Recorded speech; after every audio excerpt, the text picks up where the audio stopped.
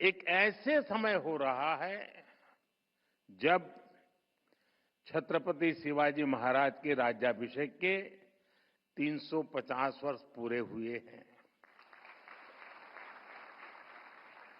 जब पुण्य श्लोक अहिल्याबाई होलकर जी की जन्म जयंती के 300 वर्ष हुए हैं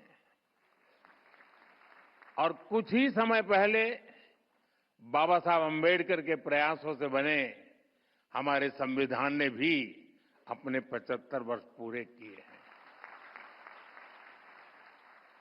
साथियों, आज हम इस बात पर भी गर्व करेंगे कि महाराष्ट्र की धरती पर मराठी भाषी एक महापुरुष ने 100 वर्ष पहले राष्ट्रीय स्वयंसेवक संघ का बीज बोया था। आज ये एक वटवृक्ष के रूप में अपना शताब्दी वर्ष मना रहा है। वेद से विवेकानंद तक भारत की महान परंपरा और संस्कृति को नई पीढ़ी तक पहुंचाने का एक संस्कार यज्ञ राष्ट्रीय स्वयंसेवक संघ पिछले 100 वर्ष से चला रहा है। मेरा सौभाग्य है कि मेरे जैसे लाखों लोगों को आरएसएस ने देश के लिए जीने की प्रेरणा दी है और संघ के ही कारण मुझे मराठी भाषा और मराठी परंपरा से जुड़ने का भी सौभाग्य प्राप्त हुआ। इसी कालखंड में कुछ महीने पहले मराठी भाषा को अभिजात भाषा का दर्जा दिया गया है। देश और दुनिया में 12 करोड़ से ज्यादा मराठी भाषी लोग हैं। मराठी को अभिजात भाषा का दर्जा मिले, इसका करोड़ों मराठी भाषियों को दशकों से इंतजार था। ये काम पूरा करने का अवसर मुझे मिला। मैं इसे अपने जीवन का बड़ा सौभाग्य मानता हूं। माननीय विद्वद्जन, आप जानते हैं, भाषा केवल उसके संवाद का माध्यम पर नहीं होती है। हमारी भाषा हमारी संस्कृति की संवाहक होती है। ये बात सही है कि भाषाएं समाज में जन्म लेती है, लेकिन भाषा समाज के निर्माण में उतनी ही अहम भूमिका निभाती है।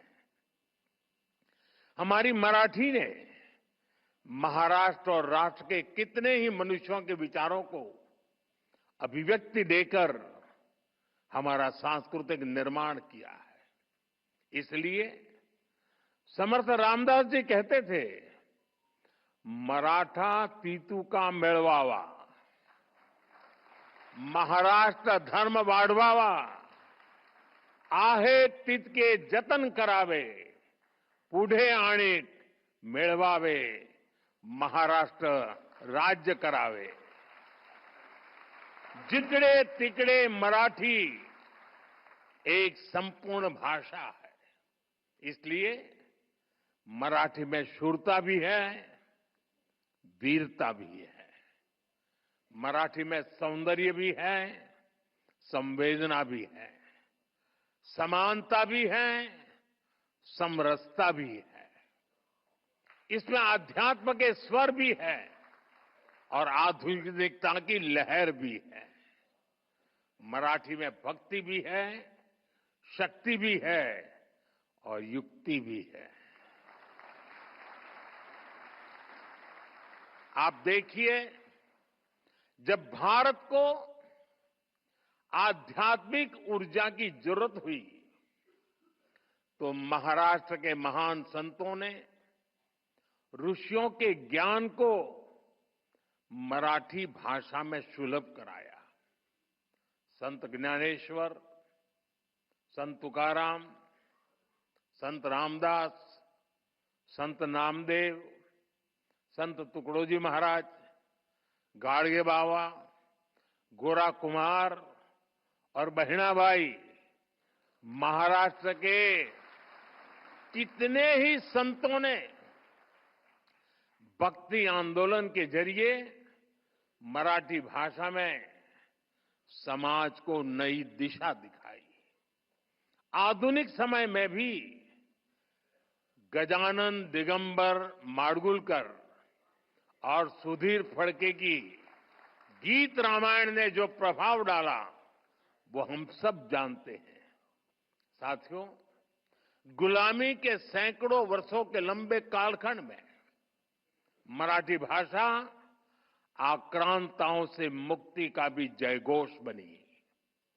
छत्रपति शिवाजी महाराज, संभाजी महाराज और बाजीराव पेशवा जैसे वीर मराठा वीरों ने दुश्मनों को नाको चने चबाना दिए, उनको मजबूर कर दिया। आजादी की लड़ाई में वासुदेव बलवंत फड़के, लोकमान्य तिलक और वीर सावरकर जैसे सेनानियों ने अंग्रेजों की नींद उड़ा दी। उनके इस योगदान में मराठी भाषा और मराठी साहित्य का बहुत बड़ा योगदान था। केसरी और मराठा जैसे समाचार पत्र, कवि गोविंदाग्रजी की ओजस्वी कविताएं, राम गणेश गडकरी के नाटक, मराठी साहित्य से राष्ट्र प्रेम की जो धारा निकली उसने पूरे देश में आजादी के आंदोलन को सींचने का काम किया। लोकमान्य तिलक ने गीता रहस्य भी मराठी में ही लिखी थी, लेकिन उनकी इस मराठी रचना ने पूरे देश में एक नई ऊर्जा भर दी थी। साथियों, मराठी भाषा और मराठी साहित्य ने समाज के शोषित, वंचित वर्ग के लिए सामाजिक मुक्ति के द्वार खोलने का भी अद्भुत काम किया है।